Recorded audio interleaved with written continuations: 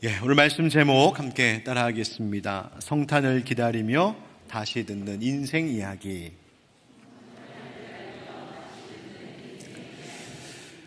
시간이 참 빨리 지나갑니다. 어느덧 한 해의 끝자락인 12월, 그리고 성탄을 불과 며칠 앞두지 않은 이 대림절의 네 번째 주일입니다. 이맘때가 되면 우리의 마음은 두 가지 감정 사이를 오고 가는 것 같아요. 한 마음은 크리스마스의 화려한 장식이나 조명, 또 들려오는 성탄절 크리스마스 캐롤 찬양 들으면서 한쪽 마음이 이렇게 설레이기도 하면서, 또 한편으로는 한쪽에 올해도 이렇게 그냥 가는구나 그런 생각에 허전함과 아쉬움도 남는 그 두 가지 마음이 우리 가운데 늘 있는 것 같습니다. 여러분들 올 한 해를 어떻게 살아오셨는지요? 1921년에 미국의 마이라 브룩스 웰치라고 하는 여류 시인이 쓴 시가 있습니다. 원어 제목은 The Touch of the Master's Hand, 우리말로 번역하자면 거장의 손길 혹은 장인의 손길, 그렇게 표현할 수 있을 것 같습니다. 근데 이 이야기 같은 그런 시인데 이런 이야기입니다. 어느 오래된 경매장에 먼지가 뽀얗게 쌓인 낡은 바이올린 한 대가 매물로 올라오게 됩니다. 줄은 다 풀어져 갖고 느슨해졌고 상처도 잔뜩 나서 굉장히 쓸모없이 보이는 그런 낡은 바이올린 한 대가 이제 매물로 올라왔습니다. 경매하는 사람이 이걸 얼마나 받겠어 하는 마음으로 그냥 가볍게 이렇게 시작을 했습니다. 혹시 3달러에 사실 분? 없는 겁니다. 2달러에 사실 분? 없는 겁니다. 1달러에 사실 분? 아무도 이 악기에 관심을 갖지 않고 있었습니다. 그냥 이대로 경매가 그냥 끝나버리는가 싶었는데, 저 뒤에 앉아 있었던 백발 노인 한 분이 천천히 앞으로 걸어 나오더니 경매사에게 그 바이올린 잠깐만 나한테 줄 수 있겠느냐고. 그래서 건네드렸더니 이 바이올린의 먼지를 닦아내고 그 다음에 줄을 조율하기 시작합니다. 그 뒤에 정성껏 활을 들고 그 악기로 연주를 하기 시작하는데, 그 음악 소리가 그 경매장 안에 있던 사람들에게 이전에는 한 번도 들려지지 않았었던 처음 듣는 아름다운 선율이 그 장내를 가득 채웁니다. 이 장면을 표현하고 있는 시를 그대로 번역하면 이렇습니다. 천사가 노래하듯 순수하고 달콤한 멜로디를 연주했습니다. 마치 천상의 선율 같은 겁니다. 사람들이 숨죽여 들었습니다. 어떤 이들은 감동을 받아서 막 눈물을 흘리기까지 합니다. 그리고 마침내 연주가 딱 끝나자마자 이 경매사는 한껏 상기된 얼굴로 올라와 무대 위에 딱 섭니다. 그리고 묻습니다. 얼마에 사시겠습니까? 갑자기 저쪽에서 $1,000, 이쪽에서 $2,000, 저쪽에 보니까 $3,000, 저기 보니까 $5,000. 막 올라가는 겁니다. 무엇이 그 악기의 가치를 그렇게 바꾸어 넣었을까? 그 시에서 시인은 분명히 얘기합니다. 바로 Master's Hand, 바로 그 장인의 손, 그것이 터치한 것 때문이다. 거장의 손길 때문이라고 이야기합니다. 그러면서 시인은 이렇게 계속됩니다. 인생의 조율이 어긋나 죄로 인해 얻어맞고 상처 입은 많은 사람들도 때로는 그 낡은 바이올린처럼 생각 없는 군중에게 헐값에 넘겨지기도 합니다. 그런데 그때 주인이 오십니다. 어리석은 군중은 결코 이해하지 못합니다. 한 영혼의 참된 가치와 장인의 손길이 가져오는 그 변화를 말입니다.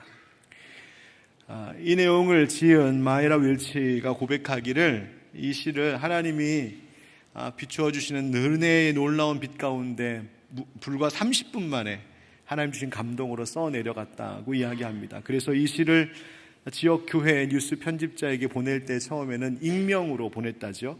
하나님 주신 것이기 때문에 이거 내 이름 밝힐 이유가 없다 해서 그렇게 보냈던 하나님의 은혜 가운데 지어졌던 이야기입니다. 여러분은 여러분의 인생이 만약에 경매장에 올라간다면 얼마 정도의 낙찰이 되실 것 같습니까? 우리는 연말이 되면 나 자신도 모르게 자꾸만 인생의 성적표를 그려봅니다. 내가 올 한 해는 몇 점짜리로 살았을까? 올해는 내가 A는 너무 좀 욕심이 크고 뭐 한 B뿔 정도 받았나? 아니면 F 낙제는 아닌가? 뭐 이런 생각해 봅니다. 세상이라고 하는 냉혹한 경매사는 우리의 겉모습, 현실의 지금의 상황, 한 해 동안의 수입, 어떤 일에 대한 성과를 보고 우리에게 가치를 매깁니다. 야, 너는 겨우 요만큼 가치밖에 안 되는구나. 헐값에 우리를 넘겨버리려고 하는 시도가 있기도 합니다. 그렇게 한 해를 우리가 가만히 돌아보면 물론 감사하고 기쁠 일도 있지만 사실은 우리의 마음속에는 남들에게 말 못할 부끄러움, 실패감, 내가 나를 봐도 한심해 보이는 그런 순간들 때문에 우리의 마음이 작아지게도 되는 때가 바로 지금이 아닌가 싶습니다. 여러분은 지난 한 해 어떤 삶이셨습니까?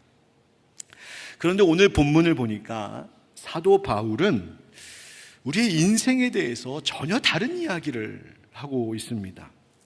세상에서 올해 너의 인생은 몇 점짜리다, 너의 삶은 얼마짜리 한 해였다 라고 냉혹하게 외치는 이 세상의 평가, 세상의 점수를 잠재우고 우리 인생의 진짜 마스터, 내 삶을 만지시는 진짜 장인이 누구이신지를 선포해 주는 이야기가 오늘 바울이 우리에게 전해주는 복음의 메시지입니다. 성탄을 기다리고 있는 이 아침에 우리 인생의 마스터이신 주님의 손길이 우리 삶에 닿으면 어떤 일이 벌어지게 되는지, 세상이 말하는, 사람들이 말하는 내 인생 이야기가 아니라 복음이 말해주는 진짜 우리의 인생 이야기를 오늘 말씀을 통해 한번 들어보면서 그 은혜를 함께 나누기를 소망합니다. 그 첫 번째 이야기는 이런 이야기입니다. 바로 우리의 인생의 가치는 어디에 있는 것인가 하는 점입니다. 오늘 이 이야기를 전해주고 있는 사도 바울은 당대의 최고의 지성인이었습니다. 최고의 인물이었어요.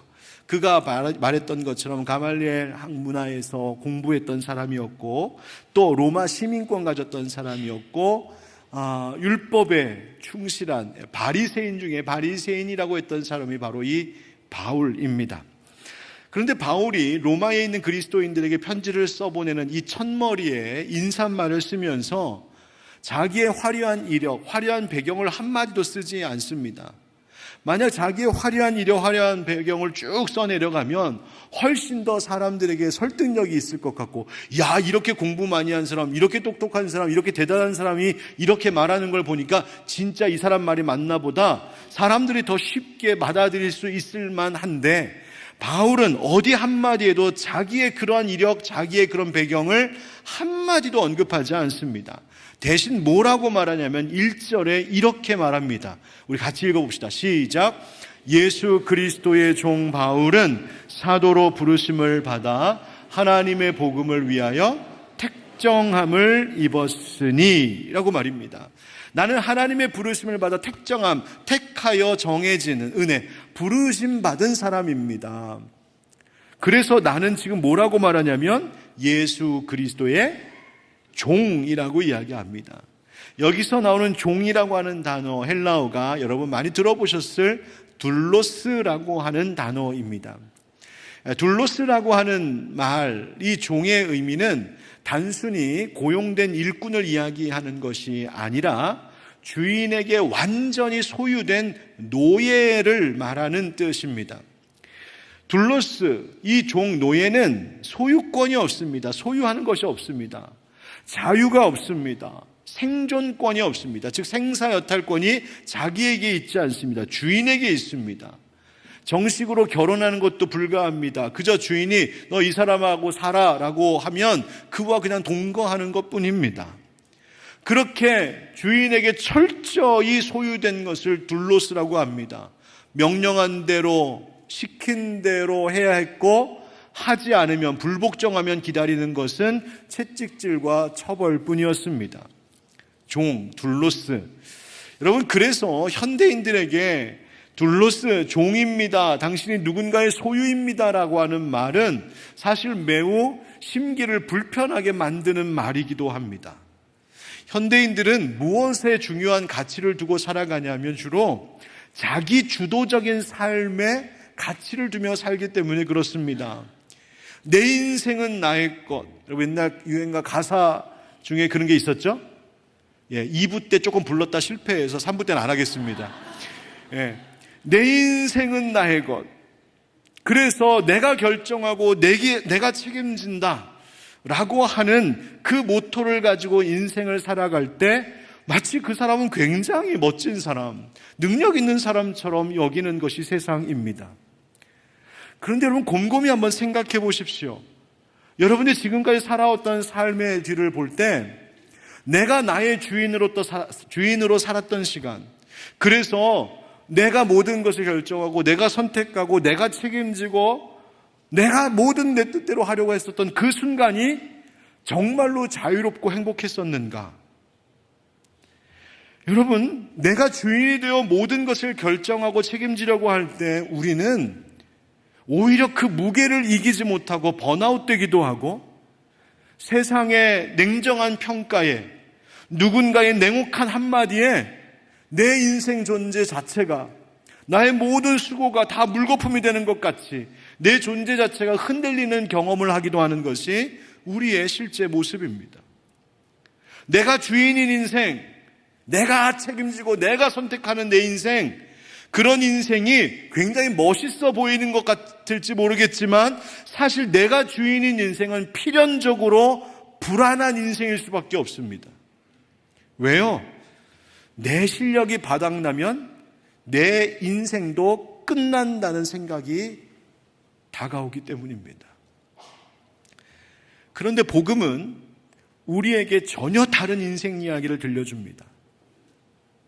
우리의 인생의 가치는 우리가 지금 무엇을 이루었느냐에 있는 것이 아니라 우리가 누구에게 속해 있느냐에 인생의 가치가 달려 있다고 이야기하는 것이 복음입니다. 그래서 바울은 6절에서 이렇게 강력하게 선포합니다. 6절 다 같이 읽겠습니다. 시작. 너희도 그들 중에서 예수 그리스도의 것으로 부르심을 받은 자니라. 아멘. 여러분, 여기서 예수 그리스도의 것이라는 표현을 주목하십시오. 예수 그리스도의 것이다. 이것이 바로 우리의 정체성을 완전히 재정의하는 선언과 같습니다. 여러분, 인터넷에도 경매 사이트들이 막 있는데요, 경매 사이트에 어떤 물건이 엄청난 가격으로 거래될 때 그 이유가 보통 뭔가요?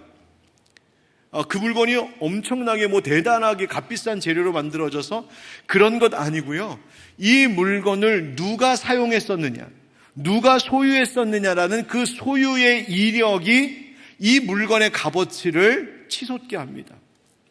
미술작품도 여러분 가끔 어마어마한 가격에 막 팔리는 작품들 있잖아요. 가끔 그런 작품 막 보면 야, 저거는 내가 그냥 발로 이렇게 그려도 될 것 같은데 싶은 막 그런 미술작품도 엄청난 가격에 팔립니다. 그 이유가 무엇입니까? 그 작품, 그 그림을 그릴 때 들어간 재료값이 비싸서입니까? 아닙니다. 누가 그렸는지, 그리고 이 예술작품을 누가 소유했었는지, 바로 그 작품을 만든 이에 혹은 소유한 것의 이력이 이 작품의 가치를 높게 만드는 겁니다. 여러분, 우리도 마찬가지입니다. 우리도 한 해를 돌아보면 내 인생에 대하여 어쩌면 낙제점을 줄지도 모르겠습니다만 하나님은 다가오는 이 성탄의 사건을 통하여 우리에게 분명하게 말씀하십니다. 너희는 내 아들의 목숨과 바꾼 나의 소중한 소유다라고 말씀하십니다. 너는 예수 그리스도의 것으로 부르심을 받은 자들이다라고 오늘 말씀해 주고 계시는 겁니다. 바로 성탄의 의미가 그것이죠. 성탄은 하나님께서 우리를 당신의 소유로 찾아오시기 위하여 엄청난 대가, 바로 당신의 독생자 예수 그리스도의 핏값을 치르시고 우리를 되찾아가신 그 일의 시작이 된 사건이 바로 성탄의 의미입니다. 여러분, 구약의 선지자 중에 호세아라고 하는 선지자 아시죠? 호세아 선지자는 하나님께서 정하신 여인과 결혼을 하게 되는데 그 여인이 정숙한 여인이 아니라 성경에 보니까 음란한 여인이라고 되어 있습니다. 음란한 여인 고멜이라고 하는 여인을 아내로 맞이하게 되죠. 이 고멜이라고 하는 음란한 여인의 평소 행실을 보면 그의 인생이 좋은 점수라고 결코 말할 수 없는 낙제점 받을 인생입니다. 그런데 하나님이 그 여인을 값을 치르고 아내로 데려오게 하죠. 호세아가 순종합니다. 그리고는 아내로 맞이해서 이 여인을 향하여 이제 당신은 내 아내입니다. 당신은 내 것입니다. 라고 부르는 순간 그녀의 가치는 역전이 일어납니다. 그녀의 가치가 치솟게 됩니다. 이 일을 왜 선지자에게 시키셨냐면 바로 이스라엘 백성들이 그러하다는 것입니다. 이스라엘 백성들의 성적표 딱 띄워보면 그 성적 증명서에 FFFF 가끔 E 있으면 너무 한 과목에 집중했구나 막 이렇게 말들을 그런 점수 받을 인생들인데 하나님께서 아내로 삼으시고 하나님의 백성이라는 가치를 높여주셨다는 이야기입니다. 그래서 그들에게 이름을 주시기를 암미라는 이름을 주시는데 그 뜻은 내 백성이라는 뜻이요 루하마라고 하는 이름은 긍휼히 여김을 받은 자다라는 이야기입니다. 바로 그것이 소유되었을 때에 내게 부어지는 가치입니다. 여러분 올 한 해 여러분의 성적표 혹시 초라하게 느껴지십니까? 남들과 비교하면 정말 내 스스로도 이건 헐값으로 넘어가겠다 싶은 인생의 이야기이셨습니까? 여러분 기억하십시오. 내 삶의 가치는 내가 이룬 이 세상의 어떤 성과에 있는 것이 아니라 우리의 삶을, 내 영혼을 핏값으로 사신 예수 그리스도께 속하였다는 사실이 바로 우리의 인생의 가치를 결정하는 것인 줄 믿으시기 바랍니다. 그래서 성탄의 소식은 너는 내 거야 라고 말씀하시는 하나님의 뜨거운 사랑의 고백입니다. 우리가 주님의 손에 붙들린 둘로스 종으로서 주님의 소유된 자임을 기억할 때 우리는 비로소 세상의 냉정한 평가로부터 자유로워지는 역설적인 해방을 맛보게 됩니다. 여러분 우리의 인생은 예수님께 속함으로 바울이 말한 것처럼 그로 말미암아 우리가 은혜와 사도의 직분을 받았다고 고백하는 것처럼 내 인생의 뿌리는 다른 것에 있는 것이 아니라 그로 말미암은 인생이다, 예수님께 뿌리 내린 인생이다라고 고백했던 것처럼 이 성탄의 때에 내 인생도 오직 주님께 뿌리 내리고 있음을 다시 한번 고백하는 이 절기가 되길 예수님의 이름으로 축원드립니다. 두 번째 인생 이야기는 이것입니다. 한번 따라하겠습니다. 인생 역사 속에 찾아오시는 하나님. 복음이 우리의 인생에 대해서 들려준 두 번째 이야기는 이런 겁니다. 하나님은 저 멀리서 혹은 우리의 그저 막연한 관념 속에 계신 분이 아니라 하나님은 우리가 매일매일을 살아가는 구체적인 삶의 실제적인 자리에 함께 하시는 하나님이시라는 겁니다. 그 모습이, 그 삶의 자리가 때로는 누군가에게 보이기에 들킬까봐 두렵고 부끄러운 삶의 자리이기도 하고 구석구석에 너저분한 일들이 너무나 많은 그런 삶의 역사일지 몰라도 하나님은 그런 것 마다하지 아니하시고 내 삶의 그 깊은 곳까지 찾아와 주시는 분, 함께해 주시는 분이라는 것이 복음의 이야기입니다. 오늘 성경의 본문에 바울은 2절부터 4절 사이에 복음의 이야기 중에 아주 중요한 핵심적인 이야기 하나, 바로 예수님이 어떤 분이신지에 대해서 설명을 합니다. 내용이 이렇습니다. 이 복음은 하나님이 선지자들을 통하여 그의 아들에 관하여 성경에 미리 약속하신 것이라, 그의 아들에 관하여 말하면 육신으로는 다윗의 혈통에서 나셨고 성결의 영으로는 죽은 자들 가운데서 부활하사 능력으로 하나님의 아들로 선포되셨으니 곧 우리 주 예수 그리스도시니라. 아멘. 예수님이 육신으로는 다윗의 혈통으로 오셨다. 이 말은 무엇이냐면 하나님께서 구약의 선지자들을 통하여서 다윗의 자손을 통하여서 내가 구원자 메시아를 보내겠다라고 하셨던 약속이 그렇게 이루어졌다는 겁니다. 그 다음 성결의 영이라고 하는 말은, 이 말은 거룩한 신성으로 말하자면 그 예수님은 하나님의 아들입니다. 즉 그분이 하나님이십니다 라고 하는 것을 강조하고 있는 겁니다. 예수님은 참 사람이자 참 하나님이시라는 겁니다. 여러분, 예수님은 50% 하나님 50% 인간이 아니라 100% 하나님 100% 인간이셨습니다. 이것이 우리의 인생과 무슨 상관이 있는 것일까요? 여러분, 만약 하나님께서 하늘 보좌에 앉아 계시면서 아래를 이렇게 내려다보시면서 김 집사 그래 열심히 좀 한번 살아봐, 박 권사 좀 힘 좀 내봐라, 뭐 좀 견뎌봐라, 그렇게 위에서 계속 잔소리만 하고 계시면 여러분, 그것이 어떻게 우리에게 위로가 되고 힘이 되겠습니까?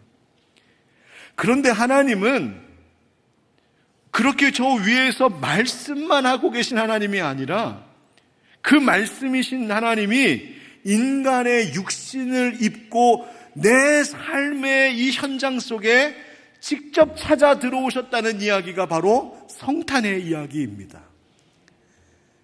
왜 이것이 우리에게 은혜가 되고 소망이 되는 것일까? 바로 하나님께서 인간의 이 제한된 시간의 역사를 뚫고 들어오셨답니다. 스스로를 제한시키셨습니다.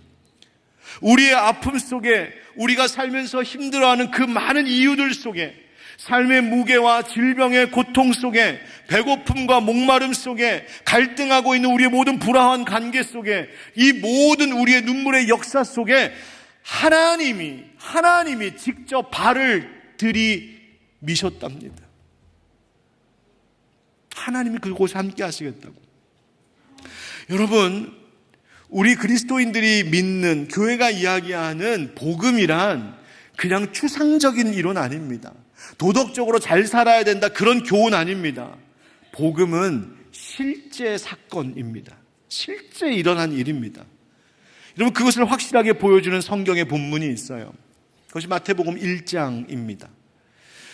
성경을 처음 읽으려고 하시는 분이 내가 성경 좀 읽어봐야겠다 하고서 창세기를 이렇게 피려다가 구약은 너무 어렵고 긴 것 같아, 그냥 신약부터 읽어야겠다. 그리고 마태복음 1장을 딱 피는 순간 나는 성경이랑은 안 맞나 봐, 그렇게 덮게 되는 이유가 하나 있죠. 여러분 잘 아시죠?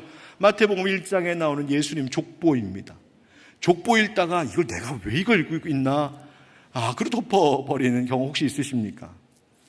맞습니다. 이런 마태복음 1장에는 예수님의 계보가 나옵니다. 모두가 다 인간들의 이름입니다. 그런데 그 가운데 그 이름들 중에는 완벽한 사람 없습니다. 완벽한 의인 단 한 사람도 없습니다. 그들의 이름의 뒤에 그 인생의 이면 하나하나를 들춰보면 그 속에는 수많은 아픔의 이야기, 실패의 이야기들이 즐비합니다. 특별히 그 이름들 중에 눈에 띄는 몇 사람이 있는데 여인들의 이름입니다. 거기에 누가 있습니까? 다말, 라합, 룻, 우리아의 아내 밧세바. 여러분, 이 이름들은 매우 경건을 중요하게 여기면서 선민의식에 빠져 있었던 유대인들의 관점에서 보면 왠지 쓱 덮어서 가리고 싶은 이름들입니다. 부끄러운 이름들, 부끄러운 역사의 흔적들과 같습니다. 도덕적으로 흠결이 있고 이방 여인의 이름도 있습니다. 그런데 성경은 그 이름들을 다 정리해서 기록하고 그리고 이야기합니다. 그런데 예수님은 바로 이처럼 실패도 많고 부끄러움도 많은 이 인간의 이름들 속에 인간의 족보를 타고 이 땅에 오신 하나님이시라고 이야기해주고 있습니다. 여러분, 이것이 뭘 의미하는 걸까요? 우리 주님은 우리의 화려한 성공의 순간에만 함께 하시는 분이 아니십니다. 연말 연예대상 받는 연예인들 시상식에 올라가서 화려한 스포트라이트를 받으면서 그때 많은 사람들에게 박수 받는 것 같은 그 순간에만 하나님이 함께 하시는 것이 아닙니다. 오히려 우리가 감추고 싶은 어두운 역사, 누가 알까봐 들키고 싶지 않은 나의 구석진 실패의 이야기들, 너무너무 고통스러워서 마음이 찢겨나가는 것 같은 슬픔의 일들, 인생의 모든 무게로 짓눌리는 그 압박이 가득한 현재, 그 한복판에 바로 거기에 하나님이 찾아 들어오신다는 겁니다. 그래서 예수님의 이름을 성경은 임마누엘이라고 가르쳐 줍니다. 하나님이 우리와 함께 계신다. 거기서의 우리는 화려한 무대 위에 조명받는 우리가 아닐 수 있습니다. 오히려 실패한 우리, 절망에 빠진 우리, 부끄러운 우리, 숨고 싶은 우리, 그런데 그런 우리와도 함께 하시는 분이 임마누엘의 하나님이신 줄 믿습니다. 우리가 질병으로 병상에 홀로 눈물 흘리며 누워있을 때 그 병상 가운데도 하나님은 지난 한 해 함께 하셨습니다. 사업이 실패하고 직장과 일터의 일이 어려워서 앞길이 막막할 때, 당장 내 가족들 먹여 살려야 하고 하루하루 한 달 한 달 어떻게든 버티며 살아가야 되는데 길이 보이지 않아 혼자 어느 구석에 쭈그리고 앉아 한숨 짓고 있을 바로 그때 주님이 바로 거기서 내 옆에 앉아 내 한숨 소리를 함께 듣고 계셨습니다. 사람들에게 배신당할 때에, 그래서 가슴이 무너졌을 때에 친히 배신을 당해 보신 우리 예수님은 그런 우리의 마음을 어루만지고 계셨습니다. 우리 예수님은 그냥 그곳에 함께 계시기만 한 분이 아니십니다. 4절에서 바울은 뭐라고 말하냐면 성결의 영으로는 죽은 자들 가운데서 부활하사 능력으로 하나님의 아들로 선포되셨으니 곧 우리 주 예수 그리스도시니라. 아멘. 예수님 죽은 자들 가운데서 어떻게 되셨다고요? 부활하셨다고요. 죄와 사망의 권세를 이기시고 다시 사신 분이라는 것입니다. 그리고 그 다시 사는 부활의 약속이 오늘 예수 그리스도를 믿는 우리에게도 있다는 회복의 소망, 이것을 말해주고 있는 것이 바로 복음입니다. 여러분, 그렇습니다. 성탄은 우리의 인생이 절대로 혼자 걷는 외로운 인생이 아님을 말해주는 이야기입니다. 부활의 능력으로 다시 사신 주님이 지금 그 능력으로 우리 가운데 역사하시는 분이심을 이야기해 주는 것이 성탄입니다. 우리의 망가진 역사를 가져다가 하나님의 영광스러운 역사로 얼마든지 바꾸실 수 있는 분이 주님이심을 복음은 이야기합니다. 그러므로 사랑하는 성도 여러분, 우리가 성탄을 기다리며 다시 회복해야 될 믿음의 고백, 그것은 주님이 내 고통을 아시고 나의 모든 어두운 삶의 역사 속에도 함께 하시며, 그런데 그런 나를 새롭게 하시는 회복의 주님, 부활의 주님이심을 믿습니다. 이 고백으로 이 성탄의 날을 기다리는 여러분들에게 축복합니다. 마지막 복음에 들려주는 우리의 인생 이야기는 이것입니다. 따라합시다. 성도의 인생 사는 법. 우리 인생의 가치가 주님께 속해 있다는 사실에 있음을 깨닫고, 또한 주님이 내 삶의 역사 속에 들어와 함께 하신다는 것을 믿는다면 그 다음이 뭘까? 그것은 우리가 어떻게 살아야 할까 하는 것입니다.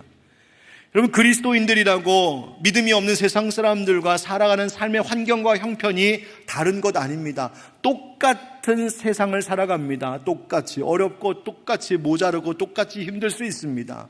그런데 예수 믿는 자들이 다른 것이 있습니다. 그것은 그 똑같은 환경과 형편 속에서 살아가는 삶의 방식이 다른 겁니다. 우리는 어떻게 사는 것일까요? 5절 6절에서 바울은 이렇게 말합니다. 그로 말미암아 우리가 은혜와 사도의 직분을 받아 그의 이름을 위하여 모든 이방인 중에서 믿어 순종하게 하나니 너희도 그들 중에서 예수 그리스도의 것으로 부르심을 받은 자니라. 아멘. 내 인생의 의미, 인생의 가치가 무엇인지를 옳게 깨달은 자는 그 삶의 원리로 뭘 선택하느냐? 바로 그 예수님의 이름을 위하여 예수님을 믿고 예수님의 뜻에 순종하는 것을 내 삶의 방식으로 삼는다는 것입니다. 사람들은 흔히 순종, 복종이라고 말하면 왠지 내 자유를 뺏기는, 내가 오히려 속박당하는 그런 생각을 떠올립니다. 그러나 여러분, 복음 안에서 복음이 말하는 순종은 그런 것 아닙니다. 복음이 말하는 순종은 나를 너무너무 사랑하시는 하나님이 얼마나 선하신지를, 얼마나 능력 있으신지를 100% 신뢰하기에 내 삶의 주도권을, 내 인생의 운전대를 기꺼이 하나님께 맡기는 것이 바로 순종입니다. 여러분, 성탄의 이 사건이 어떻게 이루어졌는지 가만 생각해 보십시오. 그저 하나님의 일방적인 선포로만 이루어졌던 것이 아니라 하나님의 이 구원의 계획, 구원하시겠다는 이 말씀에 순종한 자들이 있어서, 믿음의 성도들의 순종이 있어서 성탄의 일은 가능했습니다. 마리아 보십시오. 결혼하기도 전에 임신했습니다. 당시 율법으로 돌에 맞아 죽을 수도 있는 일입니다. 인생이 송두리째 망가질 수 있는 사건이었습니다. 그런데 이 마리아가 뭐라고 고백합니까? 우리 잘 아는 말씀입니다. 누가복음 1장 38절 다 같이 시작. 마리아가 이르되 주의 여종이오니 말씀대로 내게 이루어지이다 하매 천사가 떠나가니라. 아멘. 하나님, 내가 당신의 종입니다. 내가 이해가 되지 않고 납득이 되지 않고 설명이 되지 않고 무섭기도 하지만 내가 종이니까 당신의 말씀이 내 삶 가운데 이루어질 것입니다. 순종한 그 여인의 몸을 통하여 예수님 이 땅에 오셨습니다. 요셉도 마찬가지이죠.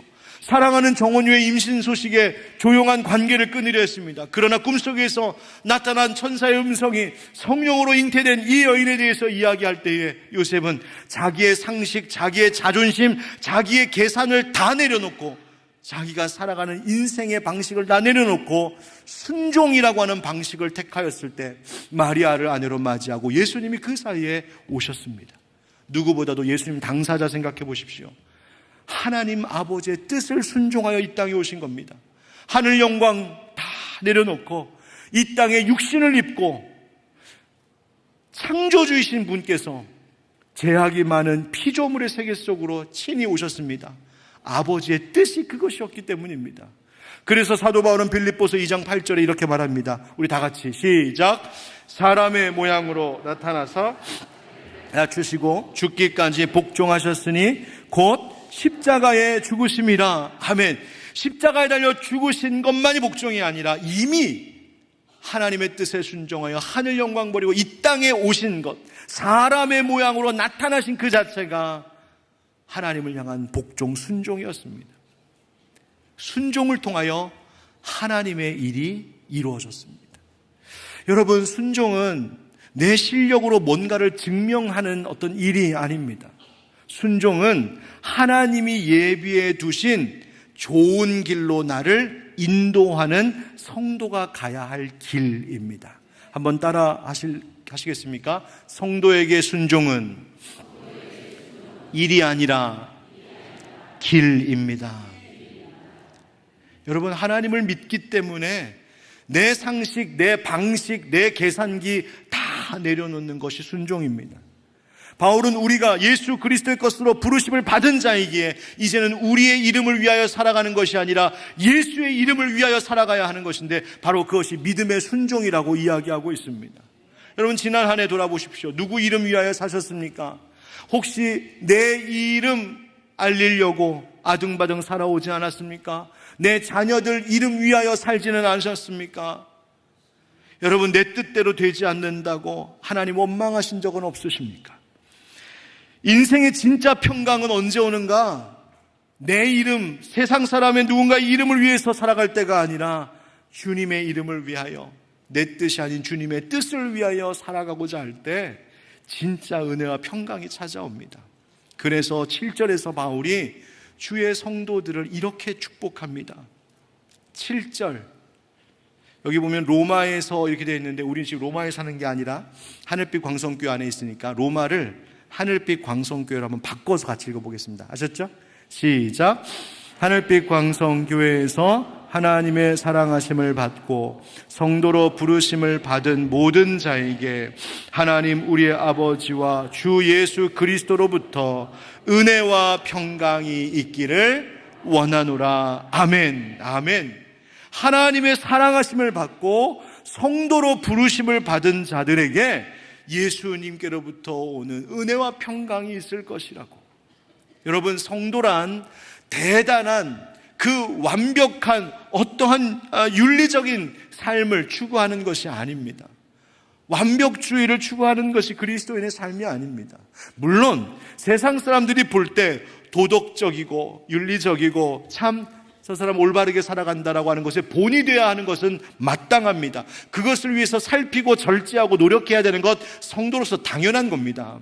그런데 그것이 강제적인 일이 아니라 기쁨과 감사 속에 하나님이 예비해 두신 그 선한 결과를 향하여 내가 걸어가는 길입니다 라고 고백하려면 먼저 뭐가 필요할까? 내가 하나님의 사랑하심을 받는 자임을 아는 것이 중요합니다.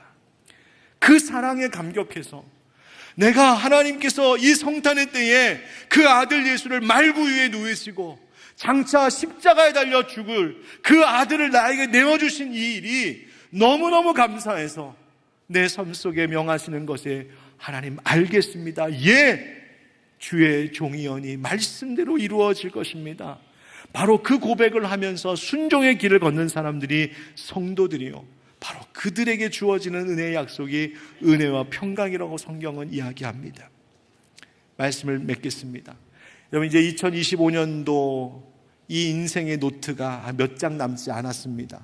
여러분은 이 노트의 마지막 페이지를 무슨 내용으로 써 내려가시렵니까? 여러분이 여전히 세상의 기준, 사람들의 평가로 내 인생을 결산하고자 한다면 우리는 또다시 낙제 점수를 매길 수밖에 없을지도 모르겠습니다. 그러나 오늘 말씀을 듣고 마음을 바꾸어 사도 바울이 지금 들려주고 있는 복음의 메시지, 우리의 인생이 어떠한 것인지 귀를 기울여 보시길 축복합니다. 우리의 인생 가치는 세상이나 사람들이 매기는 낙찰가에 있는 것이 아니라 창조주이신 하나님께 내가 소유되어 있음이 우리의 가치인 줄 믿습니다. 우리의 역사는 실패로 끝나지 않을 겁니다. 왜? 부활의 주님께서 내 삶의 고통스러운 현장까지도 찾아와 들어오신, 내 인생의 역사 속에 친히 찾아와 주신 참 좋으신 우리 주님이시기 때문입니다. 뿐만 아니라 우리의 남은 모든 삶을 그러므로 믿음으로 순종으로 살고자 결단할 때 하나님 그 삶의 끝에 반드시 은혜와 평강이 흐르게 하실 줄 믿습니다. 이 남은 올해의 며칠 동안 화려한 크리스마스의 장식보다 더 빛나는 복음의 진리가 우리의 가슴을 환히 밝혀서 우리의 입술에 맞습니다 주님, 다 주님 겁니다, 맞습니다 주님, 주님이 내 삶의 역사 속에 함께 하십니다, 맞습니다 주님, 주님 뜻대로 순종하겠습니다, 이 고백으로 살아가는 그 은혜와 평강을 맛보는 여러분 되시기를 예수님의 이름으로 축원드립니다. 기도하겠습니다.